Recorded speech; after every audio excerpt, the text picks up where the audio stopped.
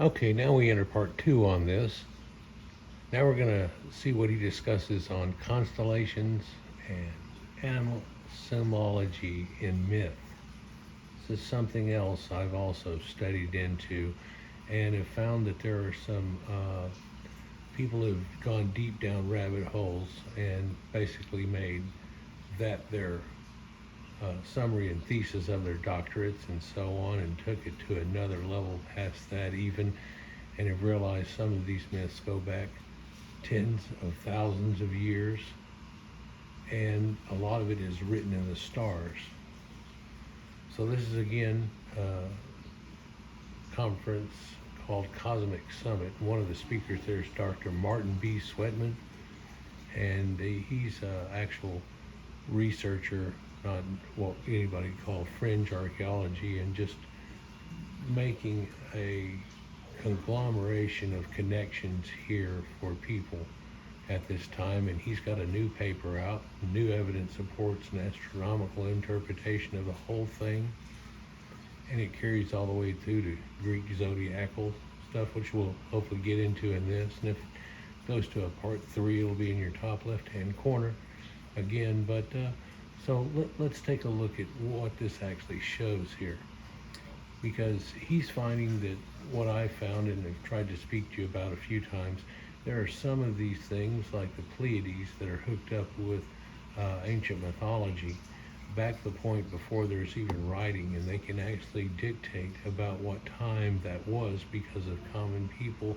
that these people ran into and had interactions with that ended up picking that idea up.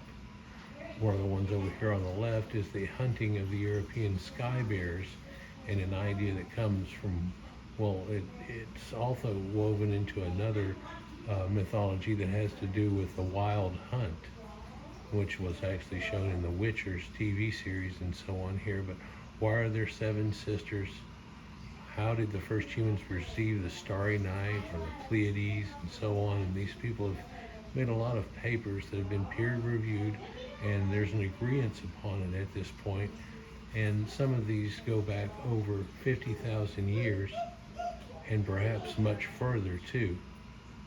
We just kind of lose it off in the mist of times, but they've been able to look at this and see basically what it shows over a period of time. And by doing so, it shows some of the stories that we have are not from the Brothers Grimm, as I've talked about before, and they're not about even a few hundred years before that or even a few thousand years before that, but some of these common stories go back tens of thousands of years. So we can find at least 46 constellation names and sources with the ancient Sumerians. Most of them are written in Sumerians with Sumerograms, like the ideogram type of thing. They're mostly the name of animals, sacred objects, and mythological characters. Already in the old Babylonian period, probably even earlier, they say, the constellations in Mesopotamia were worshipped as deities.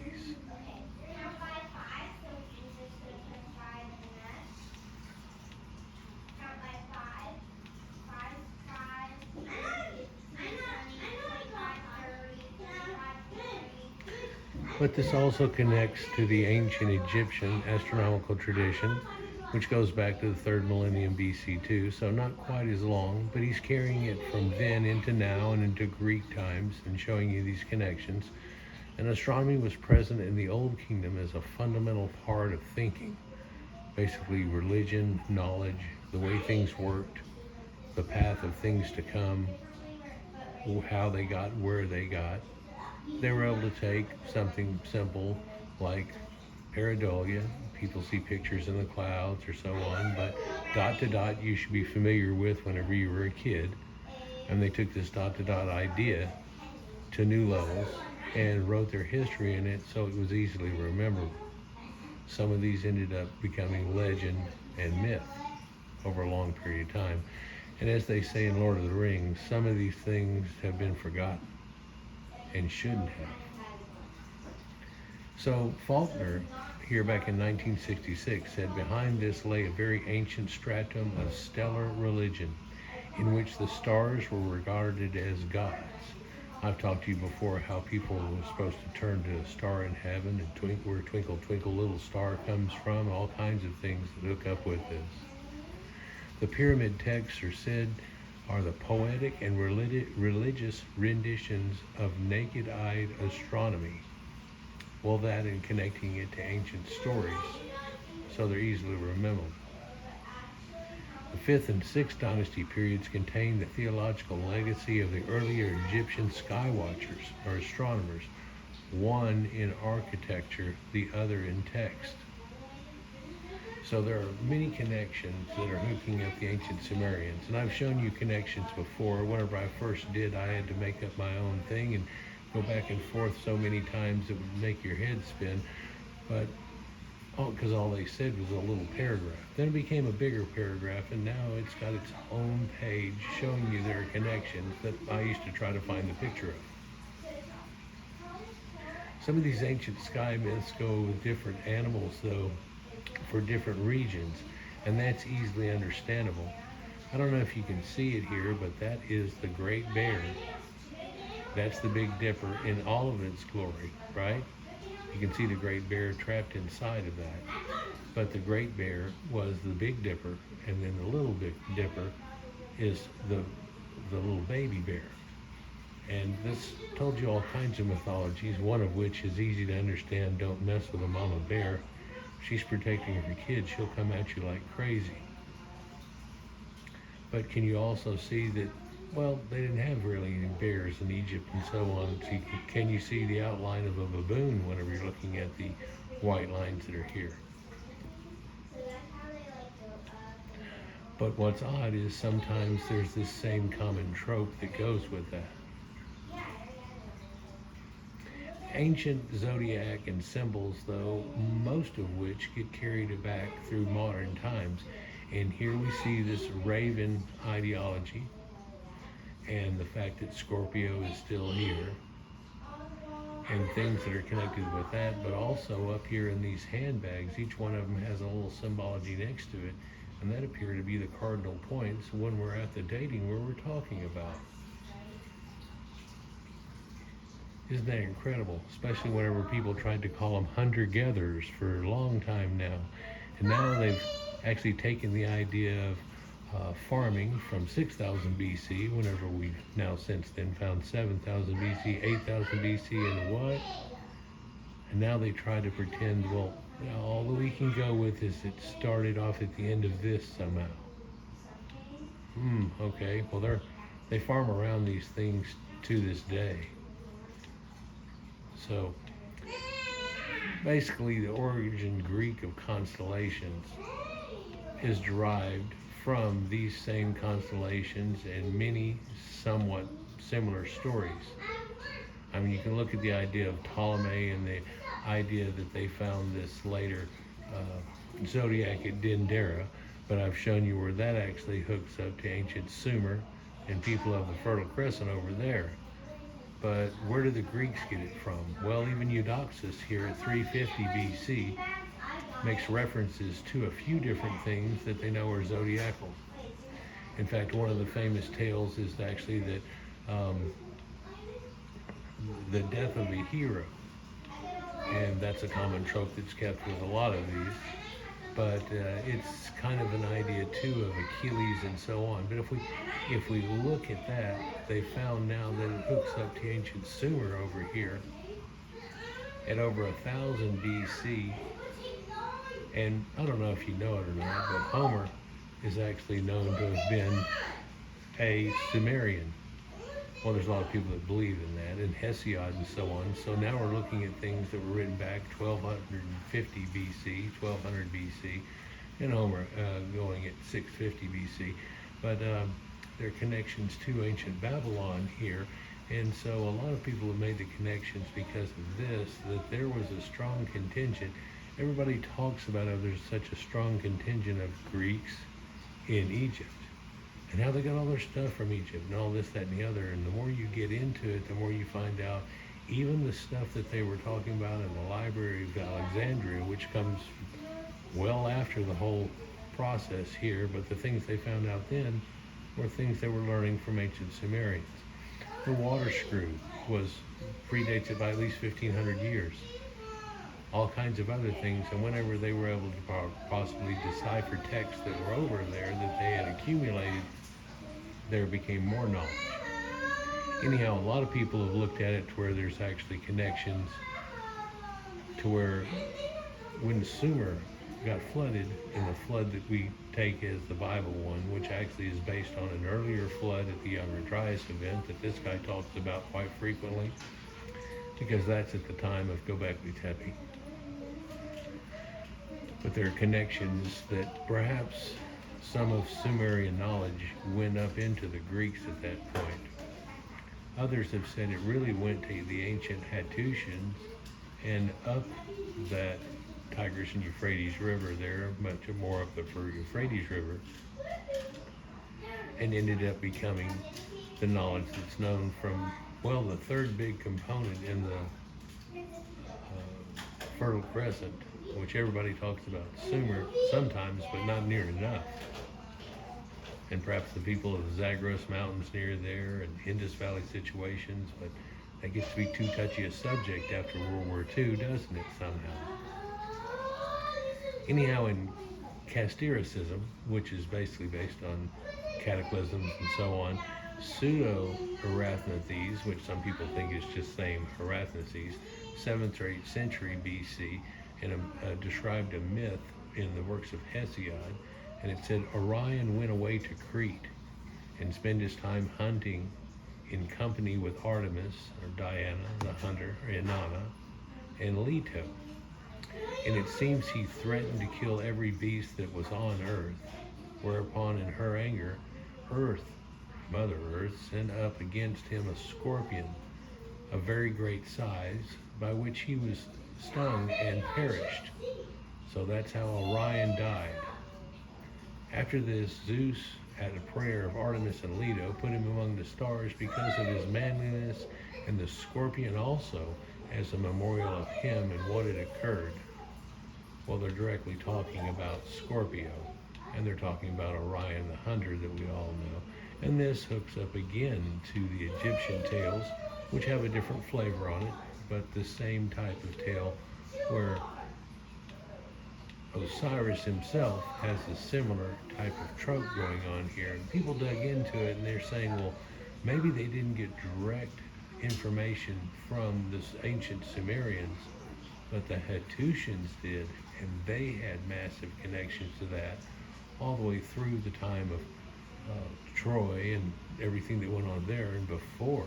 So that would make more sense. And of course we can see that there are connectives with these people up here, common symbology, common tropes, and so on, that come a little bit later.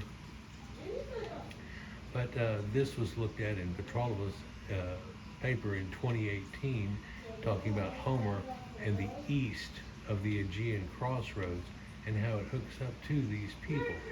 There's been much speculation about possible origins in ancient Mesopotamia and ancient Egypt by Ball in 1903, with the first hypothesis being more popular due to the Pan-Babylonianism first half of the 20th century. Yeah, once they found the tablets and then they figured out it had the flood story and all those things, and Abraham came from Ur, and wow, we found it, it became a little bit more prominent. It is supported by rather recent studies on the exchange between the Greeks and the Eastern peoples in Homeric times. Nevertheless, evidence for the conjectures about constellation is hardly to be found. So they always wanted to write it off somewhat, but they're saying, yeah, it looks like there's connections and so on. Well, the man giving this lecture here, Martin B. Sweatman, are showing you there's connections between all of them. In fact, we've been talking about a lunisolar calendar that's on that T-pillar that has the vulture on it and so on, and the connectives there with what looks like just a crosshatch pattern, but there's a reason for that pattern. It works with the moon. Well, that's a lunisolar calendar. Well, there's one at Yazlika, Hattusha, dating to at least 1600 BC. Zanger and Gashi talked about it in 2019. In fact, I did a video on it showing you him talking about it. And the fact that they wrote this place off because a lot of the streets were at other weird angles and stuff going on, and it just wasn't quite as cool and didn't seem to have all these connections to solstices and all the things there. And then they come to find out, no, the reason they're all kicked at differences is for all different solstices, and every single building and everything's lined up there like crazy. It took archaeoastronomy people to get a hold of it in a sheet of paper and go, wow. Even to the point of this ancient place that's shown here, where there's a lunar solar calendar and it's written onto the walls, and the light actually casts across through the year to a certain point and then backs up. But at that point, they would put out a ceremonial bowl of water, and whenever it does its sunlight thing, it would end up casting a mirror effect off of that pool of water onto an exact statue that they had there. I did a whole video about it. Probably should just check that out. So let's talk about Gerstein's predictions. He was a guy that had made predictions here, and I believe that back in the 50s or so, and talked about precession, and that these people back in Neolithic and early Bronze Age skywatchers, that they knew the precession of here from at least 4500 BC or 6000, because things had been found with them showing it hooked up to certain ones, and somebody made the connection, yeah, the other ones are on that 4-star point, showing you the sun is in what, and then those are the cardinal points of going all the way around. So in reality, they knew about the whole round and round, but the precession too, and this goes back much farther. The projected time by other people who grabbed a hold of this information said, you're pinpointing it on the time of earliest known that we know of agronomy and farming and so on, but it probably goes back much earlier. In fact, you can find that there's stuff on cave walls that even shows situations going on that equate to their times that we project that they were around. It goes much later than 17,500 BC is shown over here because of who's prominent. Now, stories change over time, but then again, there's been a connective to a bunch of mythologies that come out from this, and people have looked back and go, that story is real old, because it's containing cardinal point members from at least 8,000 BC. It's either 8,000 BC or it's like 26,000 BC. You figure it out. They found a couple of cave art that would show something. It could easily predate that. They haven't really had those connections just yet. This idea of precession, this is where Gerstein had come up with the idea that it rolls back like this, and so knowing the understanding how it slowly backs up in precession, that there would be the age of this and the age of that and the age of that as we know it today, and those things would probably be prominent at those times. So if you found things like that, you might make connections, like the Lion Man of Hallfels and so on. So Gerstein predicts basically at about 6000 BC, which we know farming predates this by a lot now. In fact, now it's been pushed up to be right up under Gobekli Tepe. Like, as they buried the place, they invented it somehow, rather than they showed up there with it and other people learned from them, and it was a great learning center. It's not just one place, people. They've got at least like 14 sites now that they've found. They've only excavated out like, 11 now? But they're working on the other ones and starting up on those too. But there's still things that have been found. I just did a video where they found a whole new death cult situation hooked up in Gobekli Tepe and at Karahan Tepe. So pretty important. Anyhow, this guy points out that it's about 6,000 BC, but around about 12,500 or past the point of 10,800, it would have been Leo the lion, Scorpio, Aquarius, which might be the fox, by the way, and then this bull of Taurus. And that's basically exactly what we find on that pillar at Gobekli Tepe that's trying to tell you when this all happened. And it's trying to tell you when it all happened using archaeoastronomy. And luckily, we still have it today in situation to where somebody can look at this enough and figure it out. They're connectives again to that handbag, where each one of the pictures in that handbag means something. So it has connectives to that. There's another one with connectives to bears. But this right here in this interim part, which looks like they were going to kind of fill it in with bas relief and some geometric pattern, is actually a solar lunar calendar. And then to show it to you, the bird's holding the sun in his hands. All these ancient zodiacal things are in place at this point, making up the story that they would have had at this point in this variation, if you follow me, right? So it's past interesting now for me. Now let's talk about the master of animals and the master of beasts, because that's something I've done a few videos on. And you can find in Greece where they have this, whether it's a mistress or a master of beasts, but it's in ancient Greece here and here. It's consistent with zodiacal dating using Gobekli Tepe's zodiac itself, using these ducks in situations here, and how that connects to it, and why they had the stories, and there came Mother Goose and so on that I talked about before, looking to some of the ancient mythologies when I was starting to get into it. And then I found a few guys that were like deep down the rabbit hole. I have a few videos coming up trying to show this to you to a little point, but I don't want to bore you to death with the oddities of it. But here's the Master of Beasts right here. It's either holding apart two lions usually, or a lot of things. Well, that's Leo, and then here, well, that's the duck. So there's two more quite often. Or this lady of the Minoans that's holding up snakes. That's the same as this man that's over here, but he's holding up tigers. Why is he holding up tigers? What's this hookup? Well, it's supposed to, they said it was hooked up to Shiva.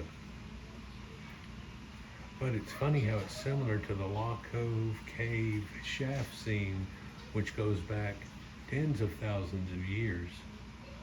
And it's still in the same thing, the same guys and the same idea.